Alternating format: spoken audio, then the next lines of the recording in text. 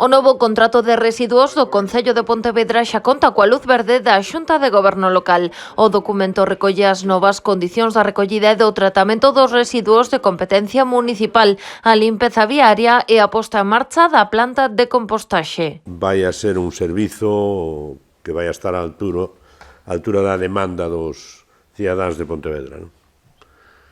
Pioneiro, cambio de paradigma, basado na recollida separada, que é a única forma de aproveitar os residuos como recursos.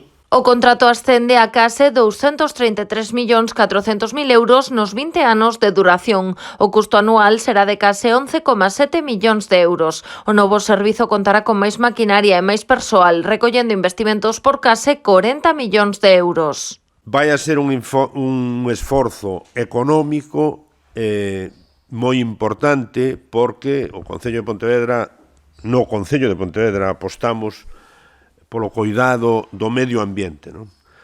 Nestes últimos anos temos avanzado moito, pero este contrato vai a ser un antes e un despois na liña de reducir tamén a pegada de carbono. O novo documento será o primeiro adaptado á Lei de 8 de abril de 2022 de residuos e solos contaminados para unha economía circular. Este contrato que fai aportar os elementos ou recursos técnicos e económicos que van facer posible que sexamos pioneiros tamén, igual que o fomos no modelo urbano ou no plantexamento do transporte a demanda, tamén na xestión de residuos de competencia municipal.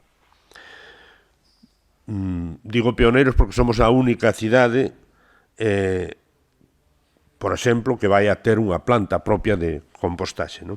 Tras a aprobación desta mañá, o contrato publicarase nos boletíns oficiais nos vindeiros días. As empresas interesadas terán un prazo de 30 días para presentar as súas ofertas. A intención do goberno local é que se poida adxudicar o servizo antes do remate da prórroga do actual, a comezos de xuño.